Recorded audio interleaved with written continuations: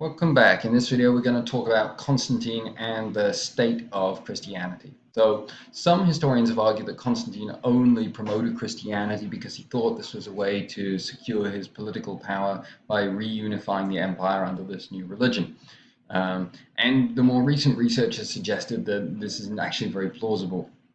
Constantine certainly hoped that Christianity might help promote the empire, but there were other similar religions that were far less controversial that he could have chosen if he was choosing for purely political reasons. However, Constantine soon discovers that even within Christianity, there's not a lot of unity. Christianity had spent years in secrecy and persecution, so different parts of the church had developed different approaches and practices. And as we see all the time, it's easy to be the party that's in opposition, comparatively easy to be the party that's in opposition. Surviving persecution is one thing. Leading a society, proposing ideas, implementing ideas is something quite different. And the challenge for the Christians is now people are saying, okay, the emperor is supporting you, we'll give you a fair hearing. But then you have to explain your religion to us in the Greek philosophical terms that have come to dominate the culture of the Mediterranean. And so this is going to be another challenge for the early church to contend with. The first crisis in the church was the crisis of Donatism. Donatus was a bishop of Carthage who held that those bishops and priests who had turned over their books to the Romans to be burned during the persecution had lost their authority and could no longer lead the church. And his followers started forcibly rebaptizing those Christians who had been baptized by these priests and bishops, who Donatus and his followers now claimed were illegitimate. The majority of the church is going to hold that you receive your authority by virtue of your office and the sacrament that you receive, not through your own personal character, and that these clergy could do penance and they could rejoin the church. And Constantine supports this side of the church. There's a council of the Western Church at Arles in modern-day France in 314, and the Donatists and their rebaptism practices were condemned.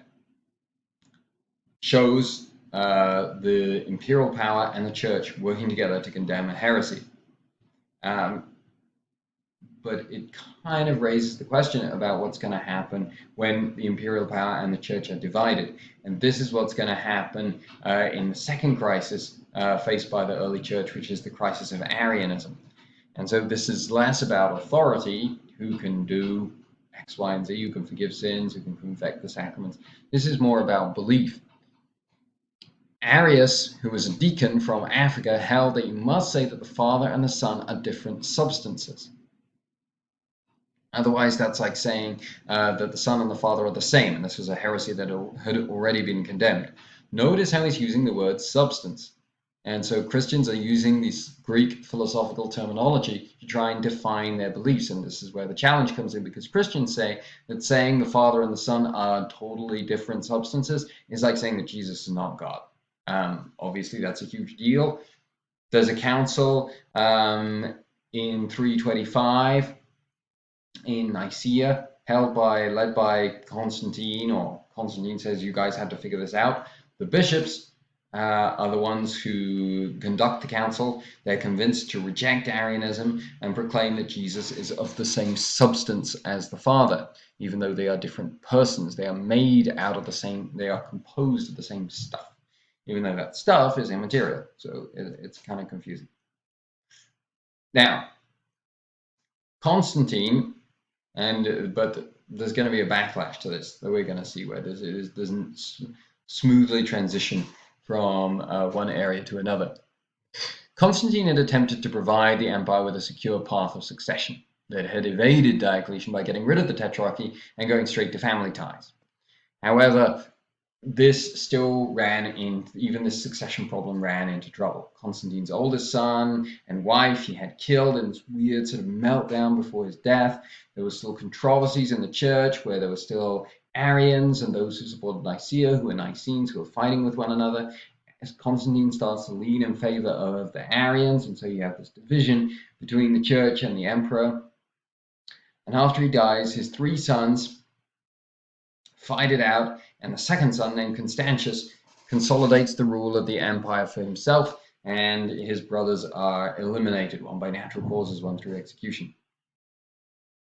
And during Constantius' reign, Christianity became the official rite of the empire. Pagan sacrifices were banned.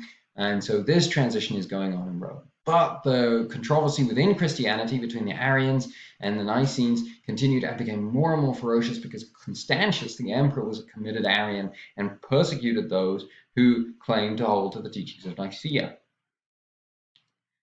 In the last years of his reign, Constantius faces a rebellion led by his nephew Julian, who had risen through the ranks but hated Constantius for having killed his family in order to eliminate some potential rivals. Constantius is killed or dies rather, before the final showdown, and that's in 361.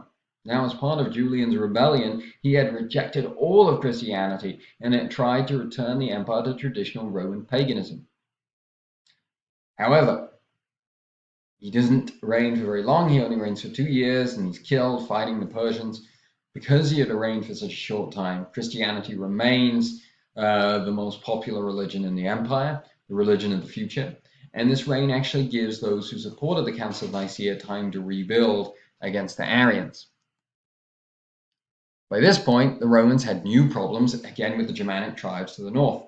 These Germanic tribes, known as the Goths, continued to put pressure on the Danube frontier, trying to escape from the Huns.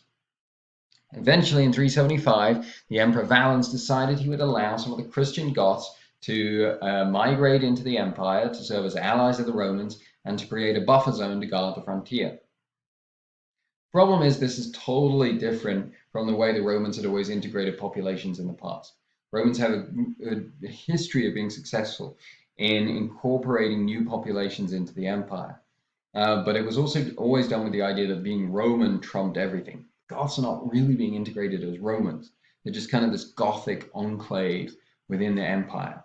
And so quickly you have tensions rising between the Roman soldiers, Roman neighbors who are worried about what the Goths might have in mind, don't really like some of the Goths' manners, and the Goths who feel threatened and abused by the Romans.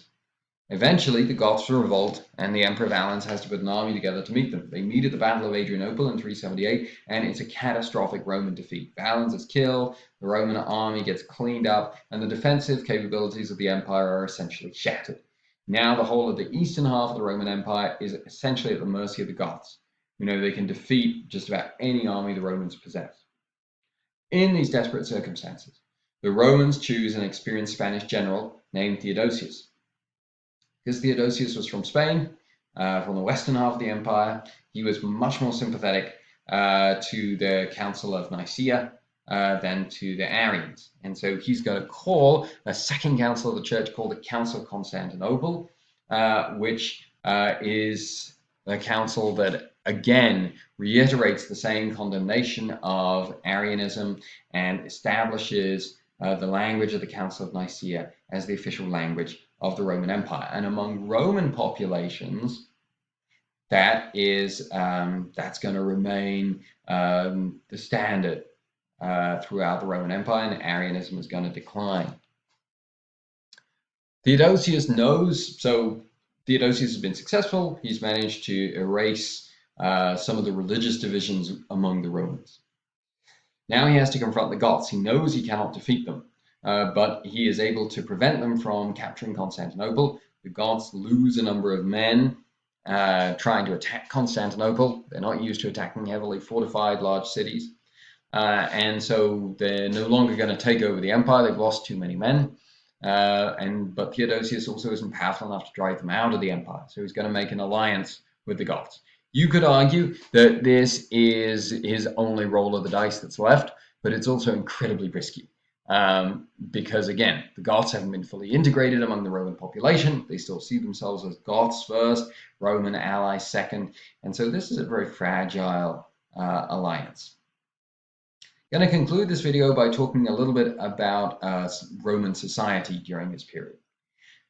Christianity was increasingly dominant. The number of Christians was expanding dramatically. Pagan temples were being converted into Christian churches, and Christianity began to shape the rhythm of this society with its calendar of festivals and seasons that were observed publicly.